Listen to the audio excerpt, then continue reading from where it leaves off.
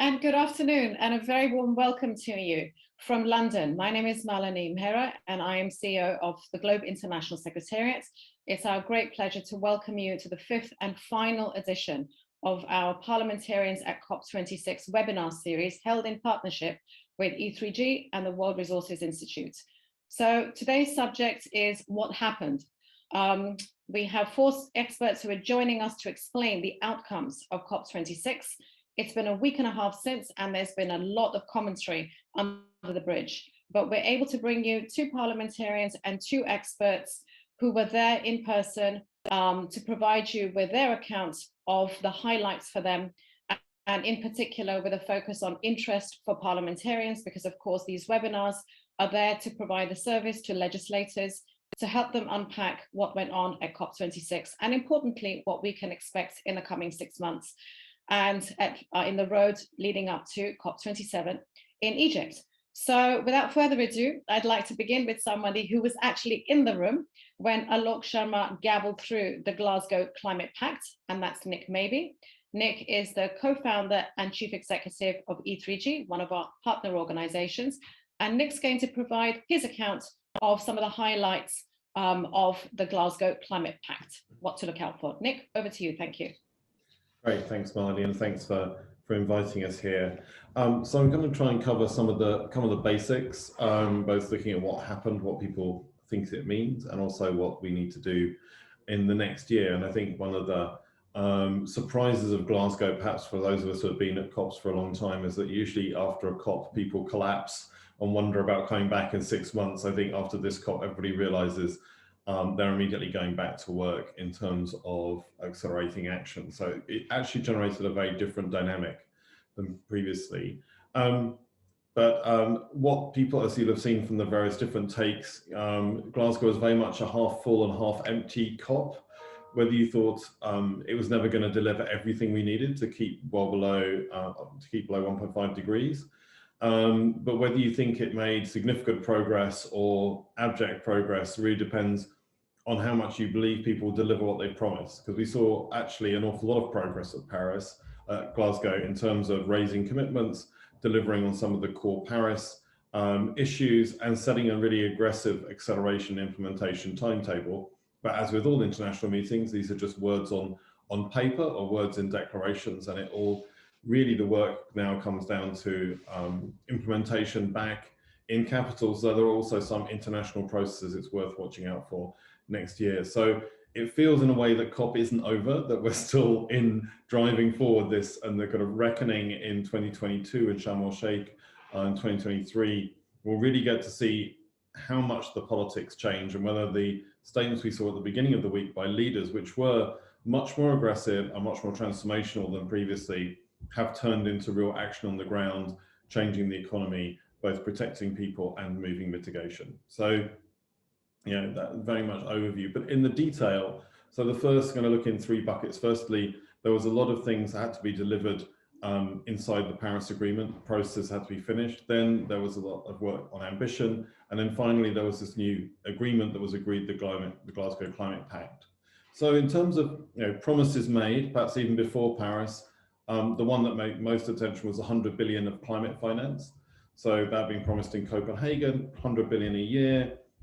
That was originally promised for 2020. It looks like, from following all of the pledges we saw, that it'll be hit in 2022 or 2023, so late, but hopefully will increase above 100 billion after that. So by the time we get to 2025, hopefully an average of 100 billion will have been delivered over that period from 2020 to 2025.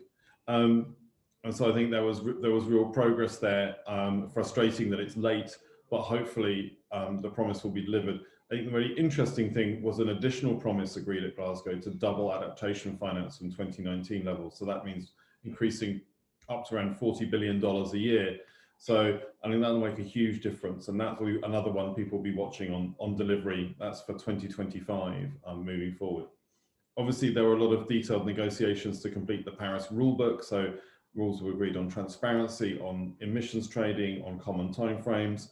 And also they kicked off a negotiation on a global adaptation goal to be agreed next year, and a new financing goal or target, which will be agreed in 2023. So in a sense, a lot of the kind of core business was done and agreed, and some of the core promises filled out was, in a sense, the bread and butter of the meeting to get out of the way.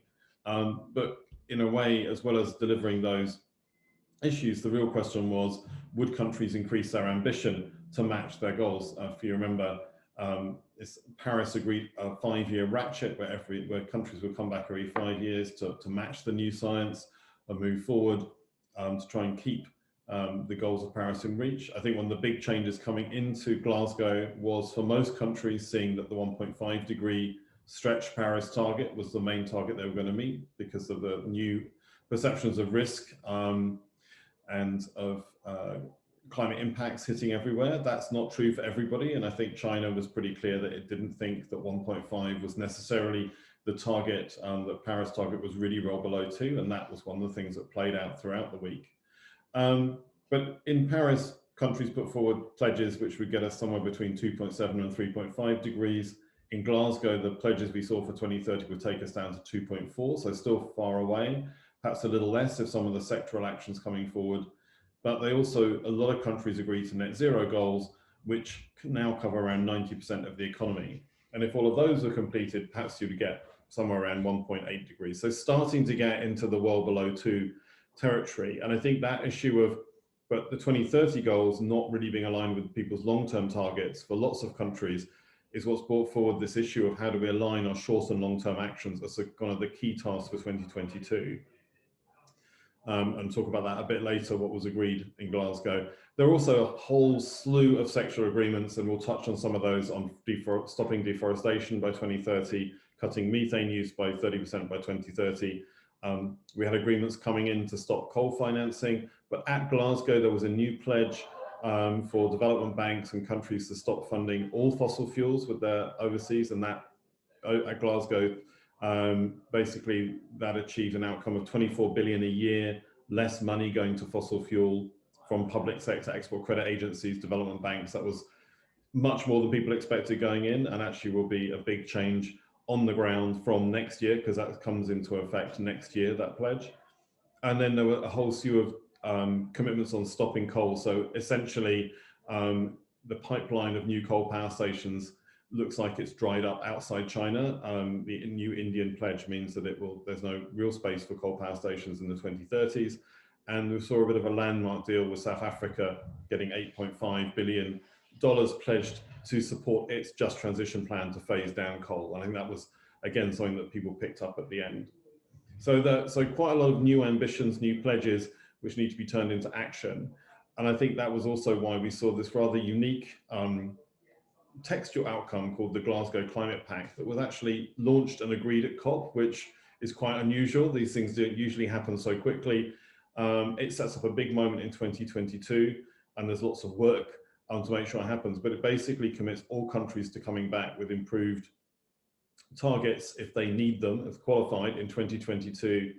But there's an explicit focus in the text about aligning long-term strategies and targets with short-term targets and implementation, being very clear and being very transparent about implementation, and that the conversation now at COP turning from negotiations over treaties to following implementation and delivery and ambition. And I think that's this real shift in the process.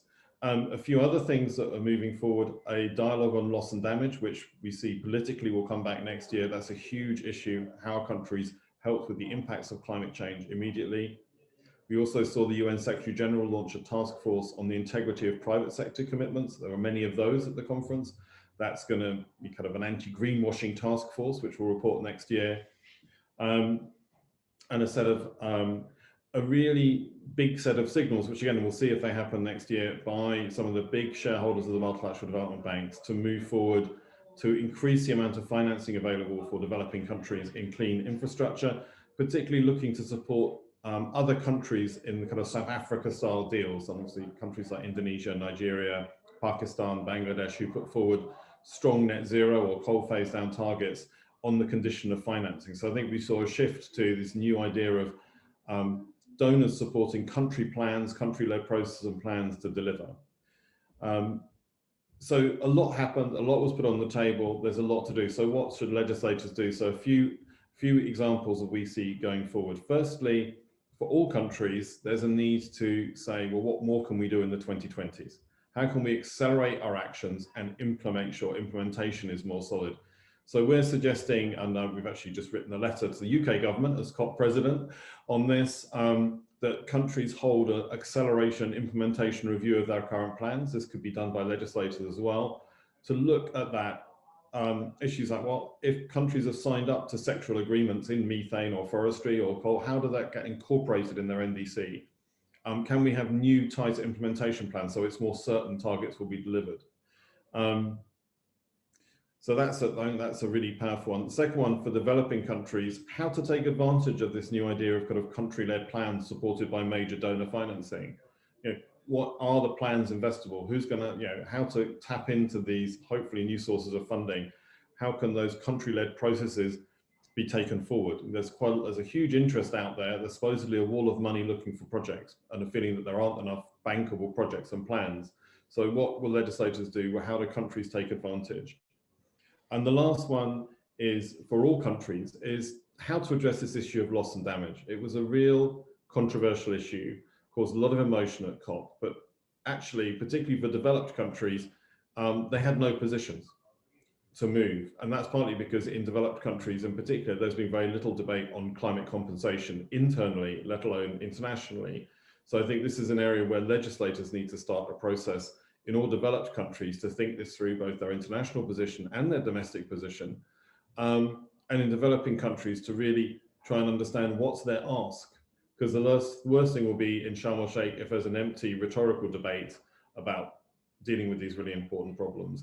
We need both sides to come forward in this dialogue, informed not just by their negotiators, but also by their national parliamentarians. And I think that's an area which legislators, because it's fundamentally an issue of the social contract, an issue of support and ethics, can play a really strong role in shaping what looks like a very packed 2022 agenda, which is slightly sometimes expected, but a lot of it unexpected as we went into Glasgow.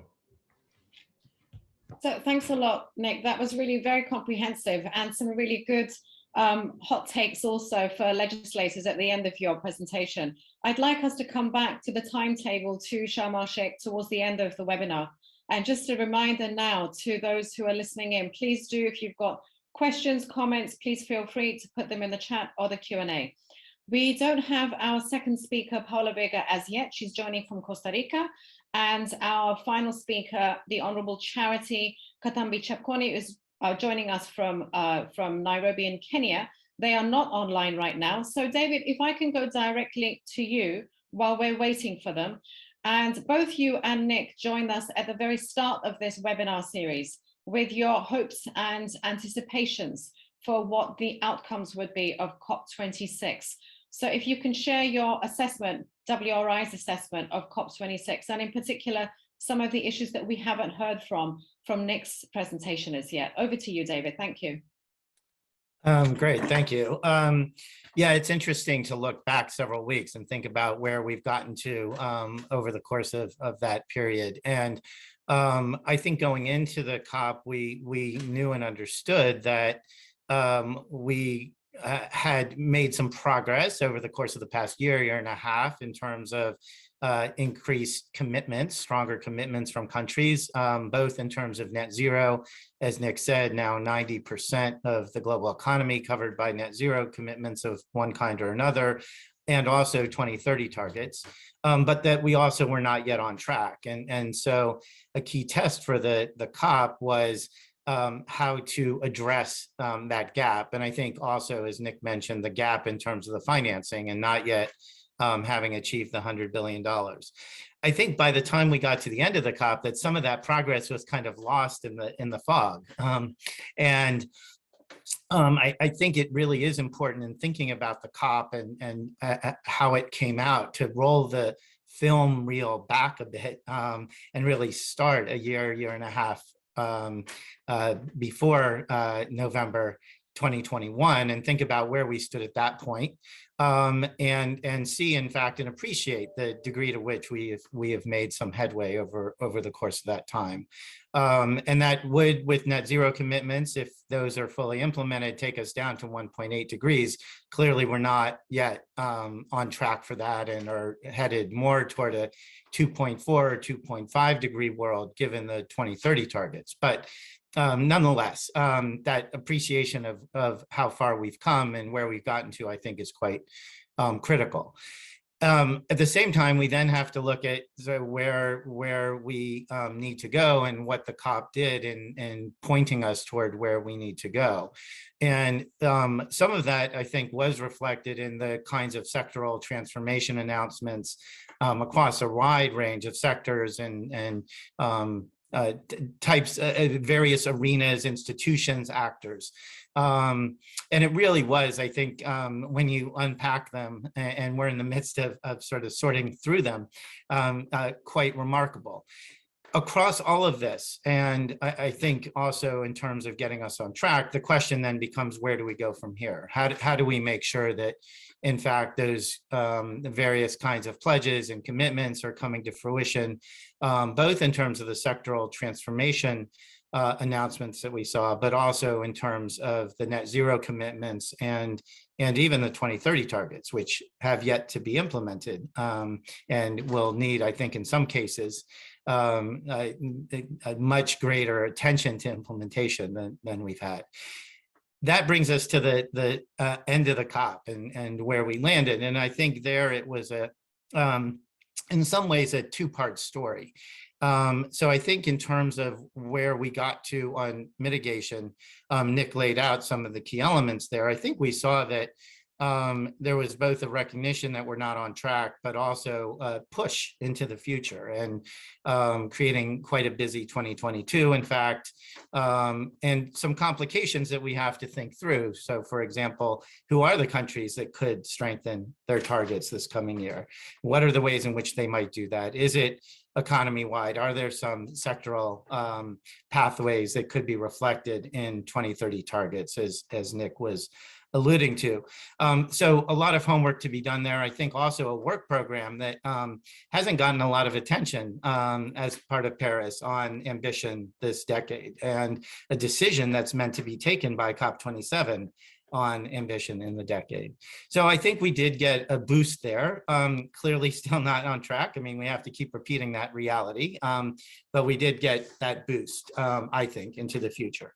Where I think we fell short was on the finance side of the story. And we did see some important pledges both coming into and at the COP toward the $100 billion. But I think there was quite a bit of frustration from developing countries that we hadn't gotten there yet, and that we may not until 2023. And there's not clarity in the outcome at Paris, that at Glasgow rather, that that the shortfalls will be made up. So I think, again, I think there's some frustration. The adaptation finance doubling is quite important, but I think for some countries, and many in developing countries that I've been talking to, that's kind of overshadowed by the 100 billion. So we have to, I think, see it with the kind of balance that there may be. And then loss and damage finance issues are quite critical. And I think Nick is exactly right that legislators in particular need to be looking at this question. It's fundamentally an issue of what do you do when you have losses and damages that aren't something you can adapt to. What to do when there's homes lost, livelihoods lost, when there's migration and refugee flows. How do we concretely deal with these kind of questions? They're often, frankly, heart-wrenching, and I think we need to really think about what the impacts are that fall into this basket, and then how we can concretely address them. And that will fall to legislators in many cases to think about what that financing might look like. And I think we have a task ahead this year and going forward to actually start to define what that really is about. So there, I think the finance outcomes were where perhaps Glasgow didn't quite hit the mark, and where we have quite a bit of homework to do. One other thing to note is the post-2025 finance goal, the new finance goal. And I think there we have now an opportunity, in fact, to have a serious conversation that needs to land by the end of 2024, what that goal will be. We have a chance to land a conversation that really gets at the nub of what do we need to do to get the tremendous sums of finance flowing, both from public and private sources. And that's going to be a tough task, but an absolutely essential one. So that's sort of a quick assessment of where we got to. I think that it is, you've asked me to touch on some of the sectoral transformation announcements that will be made. So I'll just quickly turn to those. First on methane and the Global Methane Pledge, which WRI was quite pleased to see. And we sit on the board of the Climate and Clean Air Coalition, which addresses short-lived climate pollutants. So methane clearly at the heart of that task.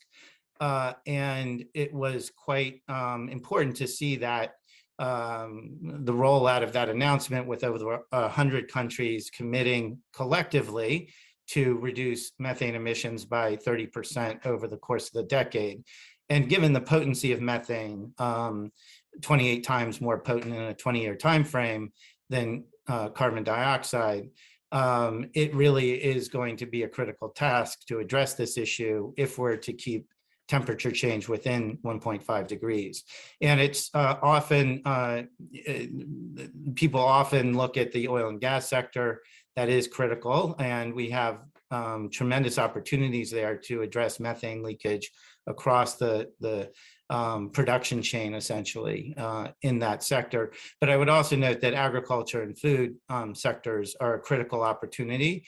There's some tough nuts to crack there, but I think we're getting on the way, and research on feed additives for livestock, for example, are making significant headway. And I think we have opportunities there to really, in a variety of ways, reduce emissions from that sector. The other is forests, and the Global Leaders Declaration on Forest and Land Use brought 137 countries together to commit that they'll collectively end forest loss and land degradation by 2030. Our analysis shows that that would result in a cumulative reduction in emissions of nearly 20 gigatons over the course of the decade. So it's quite substantial in terms of the benefits that it would provide. And that was complemented by a number of other pledges on forest issues. $19 billion pledged to help protect forests globally, and 12 billion of that from public sources, 7 billion from private funding sources. And there were also some new ways of doing business that came forward. So a group of 28 countries, for example, that pledged to protect forests in the context of commodity supply chains, and 12 companies that also similarly committed to addressing deforestation and degradation issues in their supply chain. So I think, as we've said, important progress. Now the question is implementation, and really making sure that these things come to ground. And I do think that across the board, legislators have a critical role to play in taking these broad commitments that countries have made and actually putting them into action. Thank you very much, David. And I omitted to introduce you properly. You are, of course, the director of the World Resources Institute's International Climate Initiative. While we're waiting for our two speakers still, the other remaining panelists, Nick, if I can come back to you and ask you about the money. So we heard a blockbuster announcement about GFANS. I think it was on the second day of COP26 itself, the promised 130 trillion in potential private finance. So David filled us in on the conversation around public finance, but where are we on private finance? And is that conversation, does it have a process to continue that and give it some shape in the coming weeks and months? Yeah, so I think, yeah, the 130 trillion number to be honest, I think one of the head of the UK Climate Committee said it may as well be a gazillion, because it was a bit of an overclaim. Yes, that was companies have that under management, but that's not money that can flow into climate change, which I think was a shame because it obscured what the kind of GFANZ initiative was trying to do, and it's very much the beginning of a journey, which was banks and asset managers, asset owners signing up to progressively align all of their portfolios with a net zero by 2050 target. And the aim of GFANZ is that they will have to put plans forward over the next 2 years, and then if they don't have plans of sufficient standards, they will be ejected from the coalition. So again, that's another one, as David said, we want to see the implementation going forward. But to be honest, we're already seeing those companies already have committed to that. It is changing the investment markets. It's changing the cost of capital for fossil fuels, and it's changing the cost of capital for renewables. So it's cheap to invest in clean energy. So we will be looking at that quite strongly. It's really important they do those plans properly, but I think it will move things forward.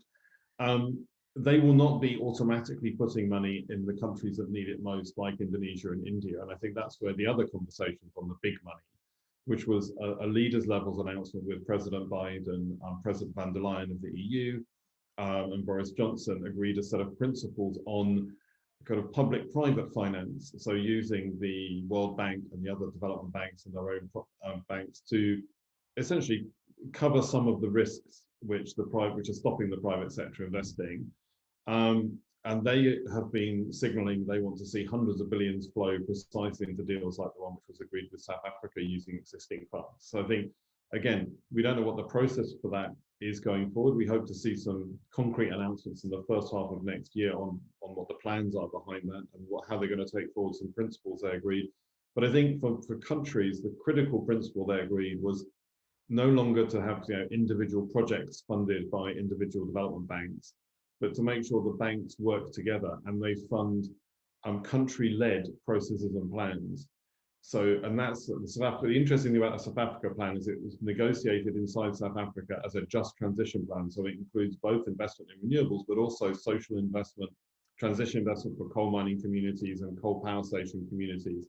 So it is a proper balanced kind of social plan for the transition, which is much more effective for the country, much more valuable for the country concerned, but also needs financing on a much larger scale than usually the projects you get out of the MDB. So I think that is a really exciting potential new way of working together between North and South outside the 100 billion space moving forward. So again, that was one of the things that really excited me at COP, and in the context of the COVID recovery and major funding going into COVID recovery, that's what we want to see more coming forward on.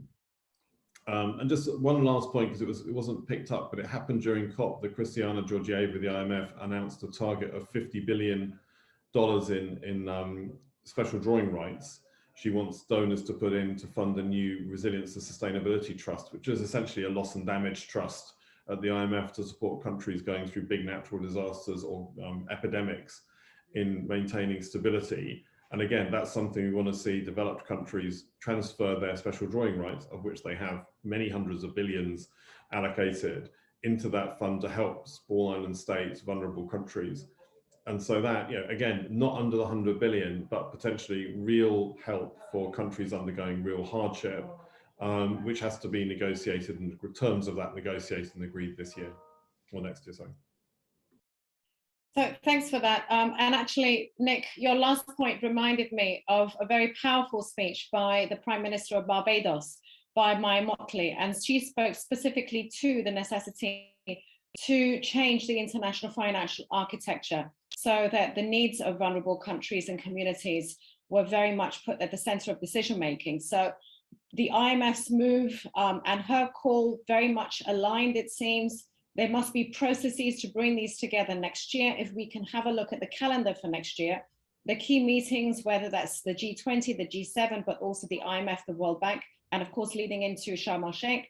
And David, I'd like to call you on the connection with nature. This was a really interesting COP because it was the first time that we had that connection made between the climate emergency and the nature emergency. Of course, it took place right on the heels of Kunming Part 1, the Convention on Biodiversity's COP, that took place in China. We'll see the next version of that in May next year.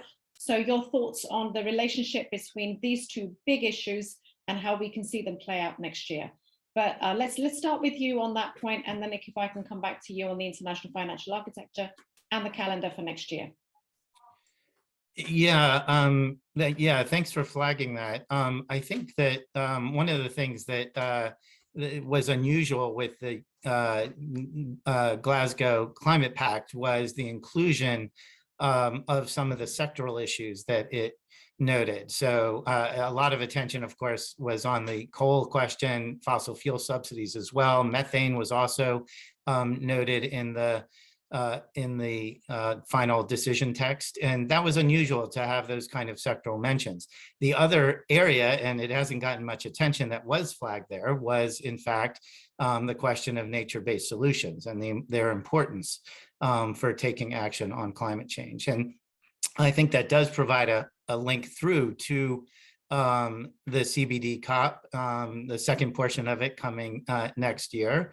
And as I noted, there were a number of commitments made on forest-related issues and including trade related to that. And I think one of the questions that will be important to think through this coming year is how to link up the biodiversity and nature-based solutions agenda with climate in a much stronger way, and including how to address some of these commodity and trade issues. And this is frankly an area where China, which is hosting the CBD COP, has quite a lot of interest and has in fact been working to think through how to address some of those commodity trade issues. So that, I think, is a fertile ground, so to speak, I guess pun intended, for the coming year. That's great. Thank you for laying that out there, David. And Nick, back to you on the point of highlights for next year's calendar. Yeah, so I think the first big test we're going to see is the spring IMF bank meetings. And there's a few things that will probably come there. One will be, how countries have responded to this call for reallocation of special drawing rights. There's also a replenishment of IDA going on. There's two trust funds the IMF are trying to fill up with SDRs. One focused on poverty reduction, one focused on resilience and sustainability. So that'll be a big part of the first part of the year. There's also another, again, these are all kind of decision made or political pledge made at Glasgow that otherwise would have made a lot of headlines, but there was so much going on, was a recognition that countries should get concessional support from the IMF and the World Bank and others based on their climate vulnerability, not just their per capita income. There's obviously been a huge issue of contention for middle income small island states in particular who have suffered huge damage but don't get concessional finance. So that's another issue. So we know there are people that are drawing up vulnerability indices at the World Bank and the IMF, which will guide their lending. To be honest, some of those indices, in fact, most of them we've seen are pretty awful. They're not necessarily the best basis for big decisions. So there's should be a lot of interest from legislators to think about how that's done, because that will determine access to finance and the cost of finance for many people.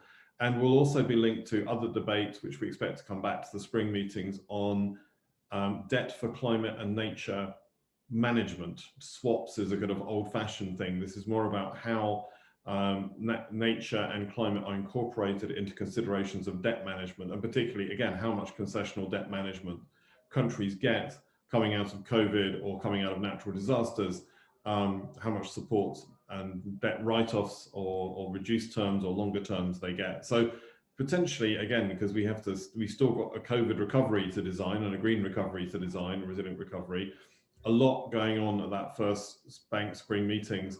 And then perhaps I'll hand over to David on this one. There will be a lot of American-run meetings next year, the Major Economies Forum, the Clean Economy Ministerial, Mission Innovation, which we expect to pick up some of the activity, particularly sectoral activity from Glasgow, but also will be a kind of meant to be focusing on leaders level commitments to implementation, but it's slightly opaque to everybody outside Washington precisely what they're going to focus on.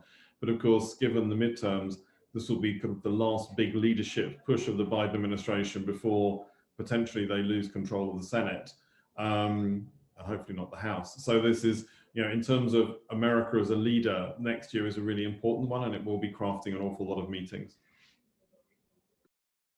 David, as you come in on that, can you also just update us on what happened to the blockbuster legislation that was due to be passed, the infrastructure bill? Sure. In particular on the climate finance side. Yeah, and yeah, so these are there are two pieces of legislation that are the key pillars of climate action coming out of Congress. And I should note before going into those that it's important to keep in mind that there are a number of levers that need to be pulled to get the US to the level that it set in its NDC submitted earlier this year, 50 to 52% reductions by 2030. And those levers include not only what congressional legislation can bring to the table, but also regulatory authority. We've seen the administration already deploying that in areas ranging from transport to offshore wind and methane. And I think we can expect more on that front. And then also what states and cities and businesses can do. And that's going to be a key part of the puzzle as well. In terms of the legislation, we've had passed an infrastructure bill that includes some important investments, including in infrastructure for EV charging, includes quite a considerable amount of funding for climate resilience, in fact, and some other bits and pieces. The other legislation, the Build Back Better Act, as it's referred to, is really the where the lion's share of the funding lies. And that has now passed the House of Representatives, and it is before the Senate. And as I think many are aware, there are two senators in particular, two Democratic senators who need to be brought on board to get that over the finish line. I think there's still a good bit of confidence that will happen. And that piece of legislation is quite critical because it includes, in particular, a number of tax incentives that have the potential to really drive the clean economy in the right direction. That includes tax incentives for renewable energy, both solar and wind, as well as considerable tax incentives for electric vehicles, along with some other investments as well that bill includes. So that's really the key question right now. That would have $500 billion in spending over a 10-year period, and that would really be the boost that's needed to get us on the way. So we will see, I think, in the next several weeks, even where things land with that. Thanks very much, David. And I'm delighted that we're joined by the Honourable Charity Kathambi Chepkwony, who is a member of the Kenyan National Assembly. And we are still waiting online for our final panelist, Paula Vega from Costa Rica. But I'm delighted that Charity, you are able to connect now. And Charity is the first female to be elected to represent Najura constituency. She's a member of the Environment and Natural Resources Committee at the National Assembly of Kenya, and the chair of the Parliamentary Network on Renewable Energy and Climate Change. Charity, we've had an opportunity to hear from Nick and David, their take on the outcomes of COP26, and very interested in hearing from you, particularly as a parliamentarian, of course, on your take. You were at Glasgow and are back in Kenya now. So please, the floor is yours. Over to you. Thank you very much. Let me appreciate for giving me this chance. As you have said, I'm Charity Kathambi Chepkwony, Member of Parliament from Kenya. I chair Parliamentary Caucus on Renewable Energy and Climate Change. I'm also member of Parliamentary Committee, Climate, Environment and Natural Resources.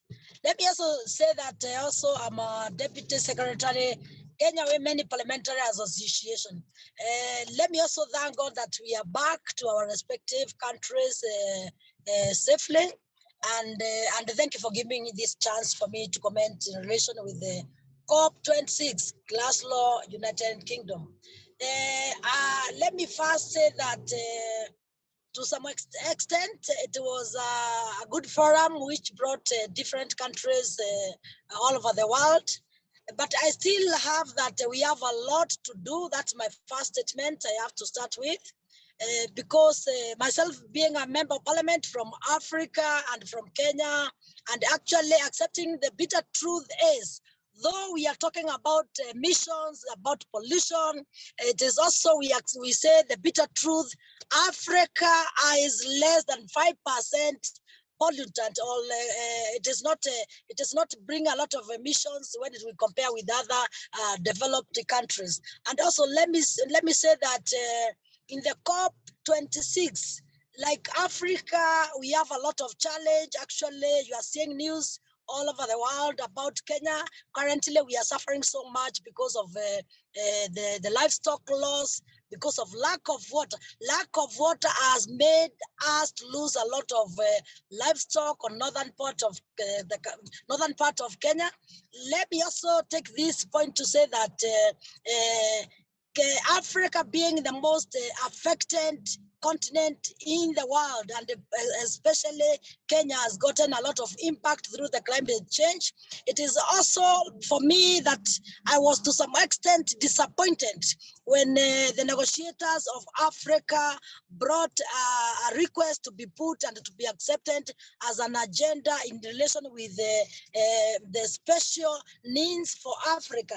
Because what we are saying as Africa, or the voice of Africa, especially probably Kenya, is that when we are talking about climate change, let us not put all the countries in the same level, because not every country undergo what we have been actually undergoing. When we talk about the impact, actually, when we talk about floods, when we talk about drought, when we talk about scarcity of water, in quality or quantity, we cannot compare with other countries. In Kenya, myself being a female legislator, sometimes my heart is so burdened because we see our girls and women suffer so much. When we talk about water, a girl child can go to over 5 kilometers in search of water. Therefore, it makes a girl child not even to get the good platform like the boy child. Therefore, the challenge in Africa is so much. And when the Africa negotiators were talking about the COP to accept the agenda of the special needs and the circumstances which Africa is under, which Africa is facing, actually, for me, I felt so much disappointed that it was not taken seriously. But I hope the organizers should still remember that Africa, we still have a big request that need must be taken seriously. Also, let me say that I like also the presentations which were made by different people in the COP.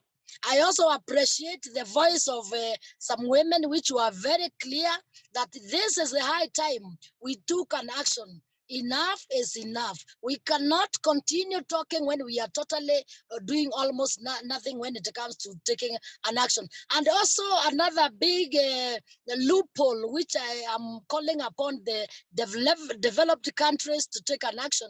When we talk about commitment of funding, actually may it be adaptations or mitigations, let us not see an action and let us get these funds. I'm still so much concerned when it comes to the matters of funding. My question is, when we are talking about climate change funds and we are talking about giving us loans, there is also a consideration people have not considered that Africa, Kenya, we are undergoing a lot of challenges, a lot of problems. And it is also to say that having undergone a serious pandemic globally, and it has hit our nations, it has hit the businesses, people are down economically. Actually, we should review the matters of climate change financing. That can we also propose grants to be given to the developing countries? Therefore, for me, when we talk about climate change, it is associated like a loan. It gives me it really breaks some of our hearts. I got a lot of concern that when we are talking about the climate change, let it be known clearly, though we are talking about climate change impact, when there is a lot of, when there is any impact, probably the landslides, probably the issues of lands, maybe the lack of water, etc. The most number one affected people, it is children, and the women. Therefore, my point is still to push that the voice of women must be put in all levels of the decision making if actually we want to move ahead. And another point also I realized it's we are talking so much, a lot of things. Can we now go and come up with clarity on the capacity building? Because there's a big loophole when we are talking about capacity building in relation with the global legislators in the world.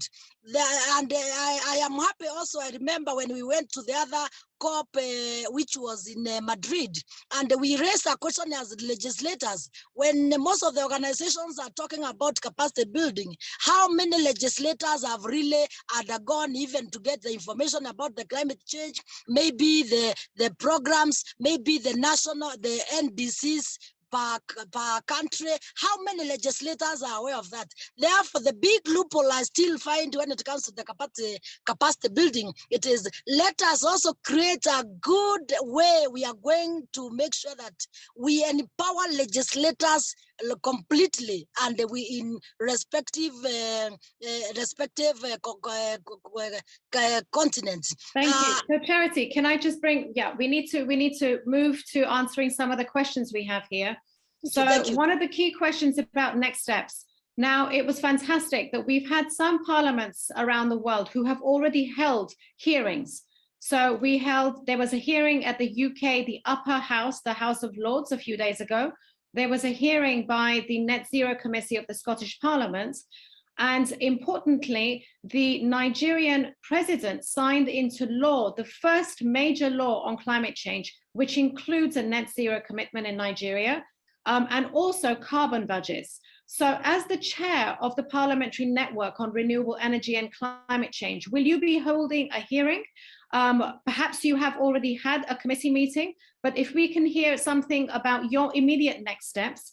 And for our two other speakers who are still on the call, David and Nick, we've had questions coming in about the dynamics between the US and China. Nick, if you want to take that, we had a very surprise statement made in the closing hours by the US and Chinese envoys. David, if you want to speak to the issue of just transition, particularly obviously in the energy sector and the progress that was made, perhaps on the back of the points that you have made with regard to the passage of the two major pieces of legislation in the US. But if I can come back to you, Charity, really, if we can focus down on the next steps, what is happening in parliaments around the world as a consequence of the Glasgow Accords. So what's happening in Nairobi? What will you be leading? Thank you very much. Let me also comment on this. In Africa, Kenya is the first country to have a climate change law, which is for Act 2016. Kenya is the only and the first country in Africa. Let me also say that while we started a parliamentary caucus on renewable energy and climate change, it is because we wanted to have also another opportunity or a platform where we can be lobbying other members of parliament. Our first meeting, what we have done, the short time we have come from United Kingdom, we end a talk as a team of a parliamentary committee on environment and natural resources, and we were trying to brainstorm what was our encounter in UK, and we also shared with other colleagues. Our next step as a caucus now, we are planning by God will that we are going to have to bring some other related committees, though we actually say that climate change is cross-cutting to different ministries or docket. We are now proposing the first meeting we are going to hold. We are planning as a caucus to invite the lands committee and to bring also the lands committee is going to be there. We're also going to have another committee for agriculture so that we brainstorm together. After that, the next step we are hoping it is we are going to have also another bigger meeting where we are going to make it more broader to other committees in the parliament so that we can come all of us as legislators. We share the experience. We share also the NDCs which Kenya came up with, so that we can give them the update.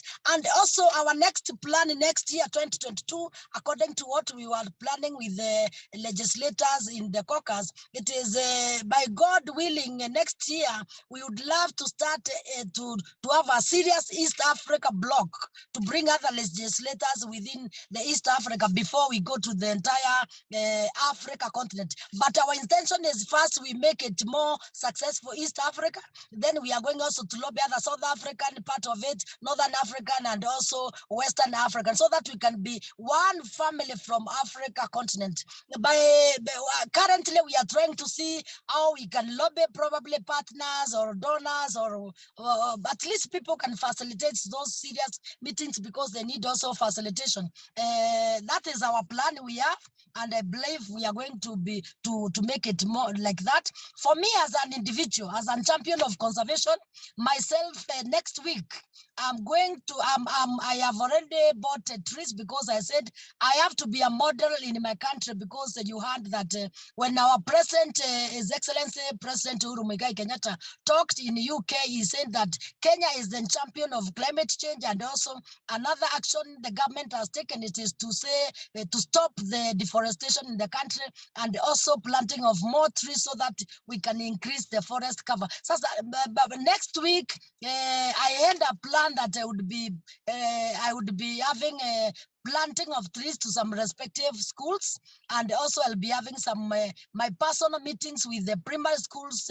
principals and the head teachers from secondary school, so that I can tell them the concept which I came up and which I initiated 2018, and initiated greening schools project or program, which I want to make it more bigger after coming from United Kingdom. Therefore, we have now to take an action and now talk the walk.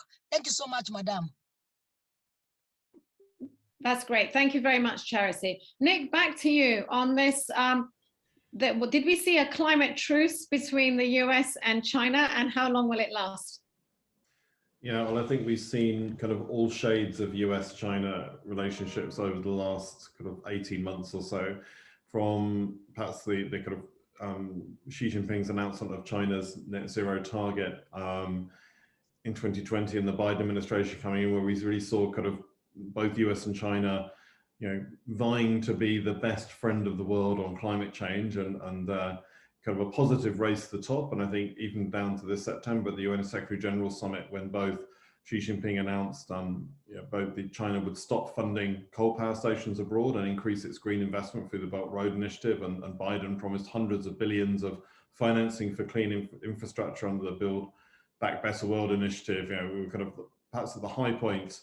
Unfortunately, going to Glasgow, that sense of both of them trying to kind of show their climate credentials as part of their geopolitical positioning seemed to fall over, with Biden and then Obama both pointing the finger at China about its failing to raise its NDC coming into COP, and the Chinese spokespeople fighting back with a beginning of some wolf warrior diplomacy, which was in the middle weekend, which was actually quite worrying, where it started to look like this was going to become weaponized geopolitically. The surprise US-China announcement, as I said, kind of formed a truce of that, but I think it did little more than that really in terms of substance.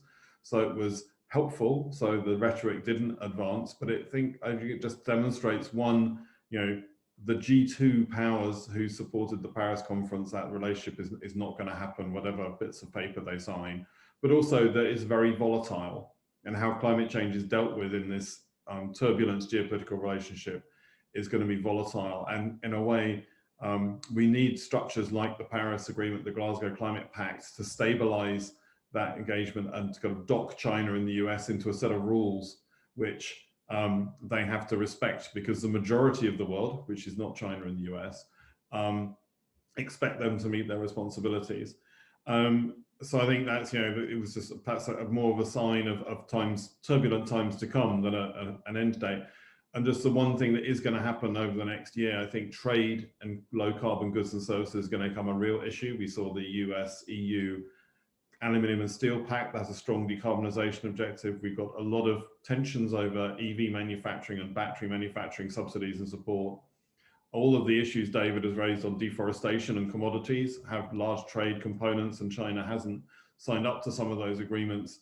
And then methane as well, there are issues. Europe's talking about taxing methane. So a lot of those will be material for China, and they would just be, the climate will kind of get into the equally turbulent discussion about level playing fields and the role of China in the global economy and supply chains.